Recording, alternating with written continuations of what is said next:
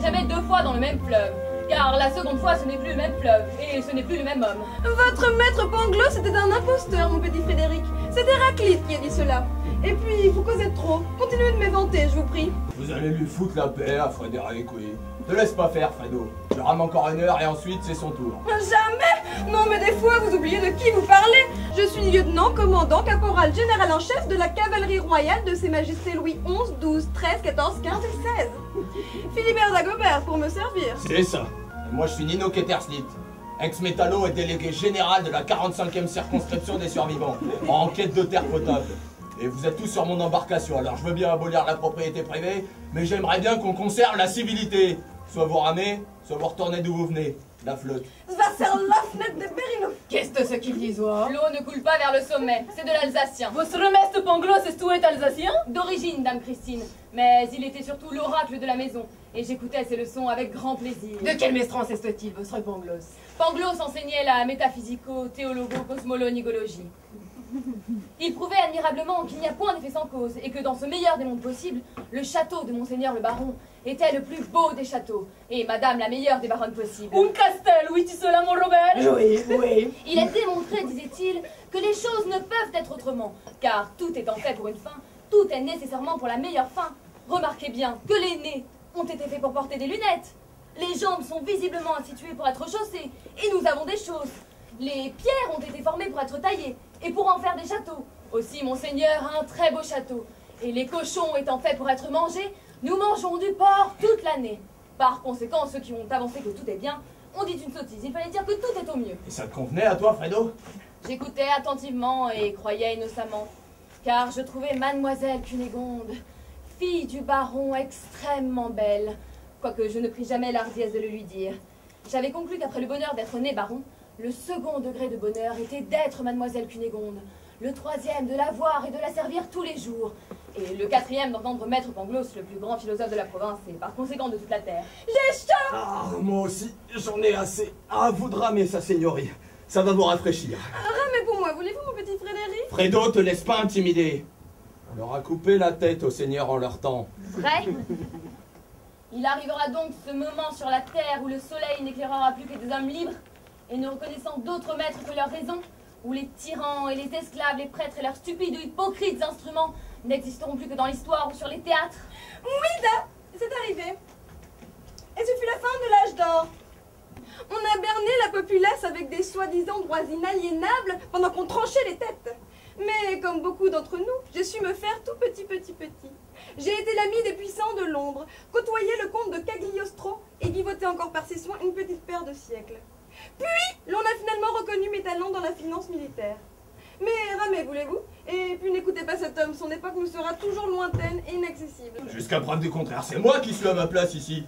Dans mon temps et sur mon radeau. Alors je sais pas si votre Cagliostro savait nager, mais vous devriez montrer un peu plus d'humilité envers celui qui vous a sorti de la flotte il n'y a pas 3 jours. Je suis magnanime, mais comme on dit par chez moi, si ton ennemi a de l'eau jusqu'à la ceinture, tends-lui la main. Si l'eau lui monte aux épaules, appuie sur sa tête. Les filles, et comme l'eau dans une barcasse, elle va d'un côté à l'autre. Ouais, bah en buvant l'eau du puits, n'oublie pas ceux qui l'ont creusé. Soyez vos gesticulations, nous torsions dangereuses. Pourquoi que j'ignorons les joueurs? Qu'elle dit? Elle ne sait pas nager. Point n'est de crainte, ma Christine. Toujours ton homme, ce roi tièse de ligne de flotter. Cela me chaud, mon mi. C'est du combien ça? 15e, 16e? 9 francs de grâce, 1524. Reste-toi enchâssé dans le 16e de nos siècles, par la volonté du Seigneur. Amen. Monsieur Ketterslit, je vous vois venir. Vous allez encore leur faire croire que vous venez de l'avenir. Sornette, Bilvedec. Je vais rien faire croire du tout. Je sais ce que je sais. On est en l'an 2040 et c'est un sacré bazar. Quand est-ce que vous allez vous foutre ça dans le crâne? Il est vrai que les choses me paraissent un peu changées. Je vois que vous êtes vêtu d'une manière simple et modeste.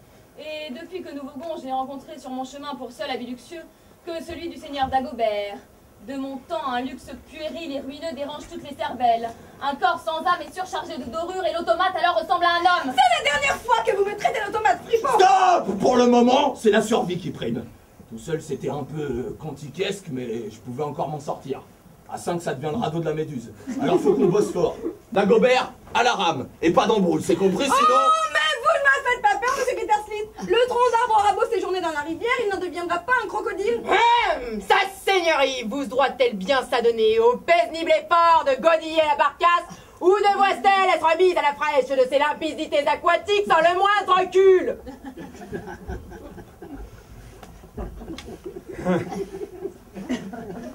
Ouais. Bien. La pêche est-toi bonasse, bébert?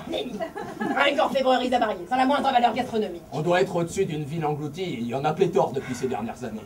Ainsi les villes seront-elles englouties? Contez-moi ça, Nino. Déjà, Fredo, faudra te faire à l'idée que le temps n'a pas fait ton affaire. T'es plus à ton époque et il y a peu de chances que tu y retournes. Me demande pas pourquoi ni comment, j'en sais rien. Si t'avais été tout seul dans ton cas, j'aurais diagnostiqué un Alzheimer ou un Creutzfeldt-Jacob comme nos vieux de maintenant. Mais vous êtes 4 à venir du passé. Et pas du même passé en plus. À ce niveau-là, c'est plus une lubie, c'est du phénomène. Maître Pangloss aimait à dire que le phénomène n'était que l'expression du mieux. Du mieux? Bah tu sais pas où t'es tombé alors mon gars. De toutes les époques, je crois que c'est la pire. L'eau a monté pendant des années et des années. Cet océan a recouvert lentement mais sûrement toutes les terres habitables. Il reste plus que des îles, plus ou moins grandes. Et on n'en connaît pas le nombre exact parce que faire un recensement dans des conditions pareilles, c'est comme compter des moucherons au-dessus d'une bouse de vache. Et puis tiens, à propos de vaches, ils en ont tellement bouffé nos vieux quand ils étaient genoux qu'ils ont tous pété un câble 30 ou 40 ans plus tard. C'est ça Creutzfeldt-Jacob, la maladie du prion. Brillant! Creutzfeldt-Jacob c'est un Alsacien lui aussi. T'occupes sa seigneurie, tais-toi et rame. Car laisse-toi profonde, Cestemar. Ainsi ne reste-t-il que des jeunes gens et des îles? Ouais, à peu près. Nous autres, on s'était organisés en circonscription entre îles voisines. Je fais partie de la 45e. On reconstruisait ce qu'on pouvait avec les moyens du bord. On était autogérés et ça commençait à tourner pas trop mal. On avait même le projet de réouvrir les académies, le grand luxe quoi. Mais le jour où la lune s'est décrochée et que le monde s'est arrêté de tourner rond, on a perdu le contact radio entre nous. Un truc magnétique probablement. À la 45e, on s'est retrouvé pile sur la ligne de séparation du jour et de la nuit. C'est là que les problèmes ont commencé pour de bon. J'ai soif. Suis le caïman et tu boiras de l'eau claire. Quel caïman? Façon de parler, Dagobert. Garde le cap. Je dois nous trouver un bon petit îlot bien propre. C'est ma mission. Vous savez où nous sommes? J'en ai aucune idée. Tout ce que je sais, c'est qu'il fait de plus en plus chaud Et qu'il n'y a rien à l'horizon. Vous estouez chevaleresque de vous échauder d'aventures si faites pour le bien-être du nombre le plus grand. Chevaleresque? Non, les chevaux c'est plutôt l'affaire de Dagobert. Non, j'ai pas eu le choix en fait. Quand ils ont tous commencé à venir de la nuit pour appliquer à la 45e, on s'est vite retrouvé en crise. Surpopulation, maladie, crime. Je crois qu'une grande migration globale a commencé. Dans des cas comme ça, faut pas perdre de temps. Eh bien que ça soit difficile à mesurer sans le jour qui s'enchaîne à la nuit. Faut trouver des terres, les faire connaître aux survivants, sinon on va encore se taper une grande guerre. J'ai faim. On a tous faim, Dagobert. Toujours pas de poiscaille, les amoureux. Nenni, j'avions la nostalgie de mes rêves. C'est la poussoie droit, on lance droit d'ici planté, nul besogne à glacer, c'est la pointe de bouche dentaire. Raison de plus pour s'activer. Chauffe la cadence, Dagobert, chauffe. Je suis là. On est tous à la même enseigne. On a tous chaud, faim, soif. On est épuisé. Mais si on veut pas crever la gueule ouverte, faut avancer. Avancer donc ramer, tu rames donc. Die Hund vous belle bisonnette. Et puis rame droit, si ça te fait rien. Non mais qui m'a fichu un tordu barail. Tu te crois sur les bassins de Versailles? T'as vu comment tu rames? Le fleuve fait des détours parce que personne ne lui montre le chemin. Ouais bah pour venir me plomber le radeau, t'as bien su le trouver le chemin, Louis. 13, 14 et 15. On voit bien que t'as jamais goûté la galère. Je vous aurais bien fait d'arrêter de la trira, monsieur Kitterslit. Ça vous aurait appris à respecter mon grattage.